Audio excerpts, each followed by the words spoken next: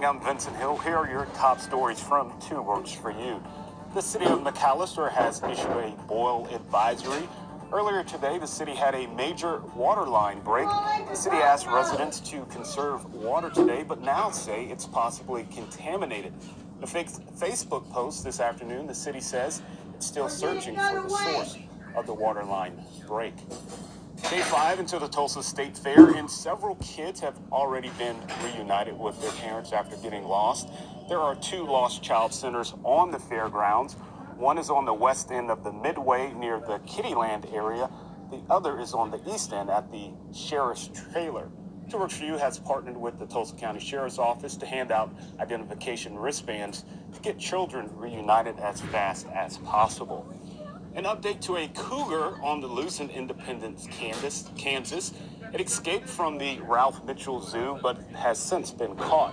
Police alerted people not to approach the cougar and to avoid the area. Officials found the cougar still on zoo grounds. It was not harmed during the capture. And the Gathering Place is now 1 year old. The park opened 1 year ago this month. To celebrate, the Gathering Place dedicated a time capsule today. Park Director Tony Moore says the community representatives contributed meaningful items to go inside. The hope is that the next generation of Tulsans and park guests will open the capsule 50 years from now.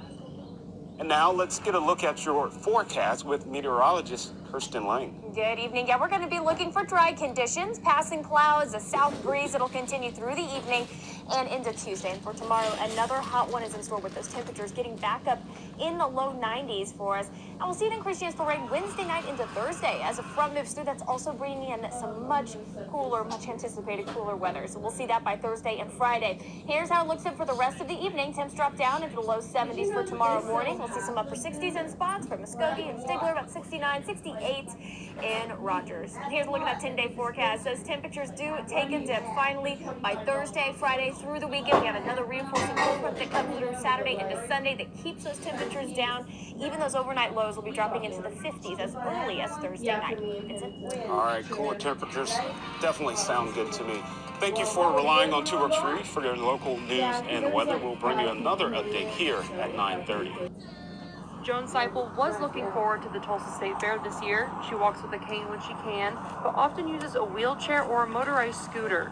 She and her husband decided to use the fair transit system Sunday, but ran into some problems. One being the bus was not handicap accessible. I tripped going up the steps of the bus on the way from the promenade to here and almost landed on my face. My knee gave out, which is very painful when it does that.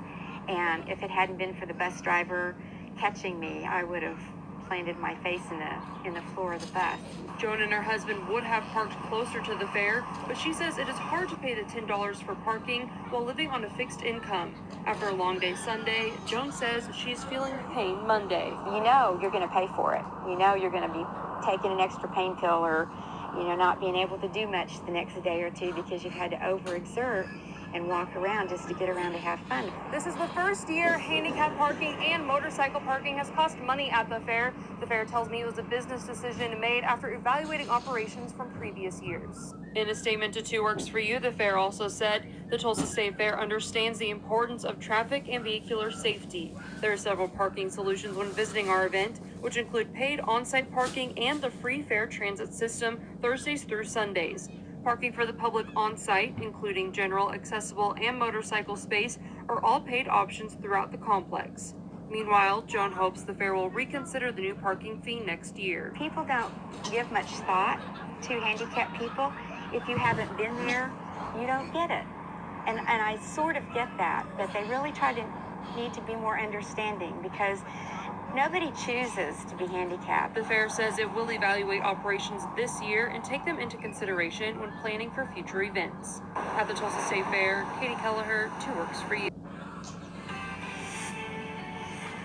Good afternoon, I'm Vincent Hill. Here are your trending stories in Green Country. A team of Tulsa doctors is back in Oklahoma after providing medical care in the hurricane-devastated Bahamas. 4 doctors from Tulsa spent 10 days helping the people in the Bahamas recover from Hurricane Dorian. One of the doctors says faith is helping many people push through this difficult time. Nearly a month after Hurricane Dorian destroyed parts of the island, nearly 600 people are still missing. The official death toll stands at 56. The search for mass graves from the 1921 Tulsa race riots is set to begin next week. Researchers will use ground-penetrating radar at 4 sites starting October 7th. Those sites are Oaklawn Cemetery, Rolling Oaks Memorial Gardens, New Block Park, and an area near New Block Park. The radar search will be open to the public. City officials expect to release the schedule of the search this time Friday. The Community Food Bank of Eastern Oklahoma kicks off the annual Feeding Oklahoma drive tomorrow. Numbers show 1 in 6 Oklahomans are living with food insecurity. The month-long food drive is one of the biggest events of the year. Last year, the food bank gave out more than 28.9 million pounds of food and products. And if you're going to the fair today, it's Mazio's Ride-a-thon. You can save $10 on a ride wristband, good for the day. Just grab a coupon from Mazio's before heading over. And tomorrow, All Tech's Family Fest is where you can score a discounted admission, costing you $6 to get in with kids and military members, while seniors get in for free. We posted the rest of our promotions on kgrh.com. Now let's get a look at your forecast with meteorologist Kirsten Lane. All right, good afternoon. Well, as we take a look outside today, you're going to be seeing kind of a mix of sun and clouds. Definitely a breezy one for us, though, as we head through the day here. And then going into tomorrow, same thing, staying dry. But by Tuesday night, or rather Wednesday night, going into Thursday, we're going to see an increased chance for showers and storms across the area. That's also going to be bringing us some cooler weather, some much-needed cooler weather.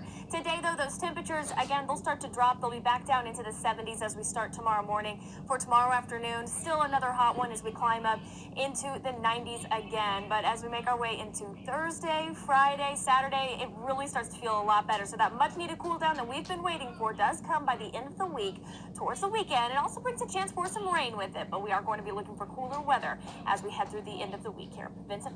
All right, cooler weather sounds good. Thank you so much, and thank you for watching. Keep up with the latest news on our app and website, and look for live coverage during our regular newscast at 5 and 6 tonight.